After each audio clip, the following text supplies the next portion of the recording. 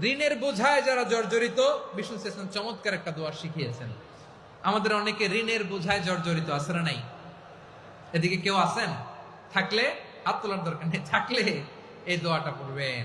এক সাহাবীর নাম আবু উমামা, নামাজের ওয়াক্ত ছাড়া উনি মসজিদে যেয়ে বসে আছে। বিষ্ণু বললেন, কিরে আবু উমামা, নামাজের তো ওয়াক্ত হয় নাই, মসজিদে কি? সাহাবী বলে, হুমুমুন লাজিমাতনি ওয়া দুয়ুন।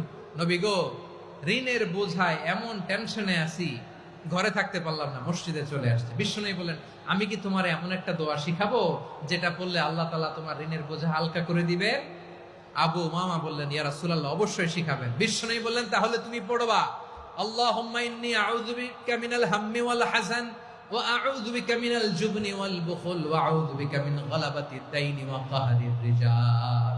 ও আল্লাহ, তোমার কাছ থেকে দুশ্চিন্তা থেকে পানাহ চাই, কৃপণতা, ভীরুতা, অলসতা, কার্পণ্যতা, এই সব কিছু থেকে, মানুষের কঠোরতা, আমার উপর মানুষের আধিপত্য এবং ঋণের বোঝা থেকে পানাহ চাই।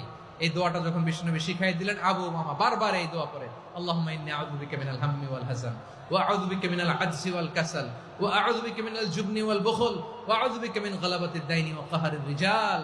আবু উমামা বলে, এই দোয়া আমি পড়তে লাগলাম আর পড়তে লাগলাম। কিছুদিন পরে দেখা গেল বিষ্ণুনবীর শেখানো এই দোয়ার বদৌলতে আল্লাহ তাআলা আমার সব ঋণ পরিশোধের ব্যবস্থা করে দিয়েছেন।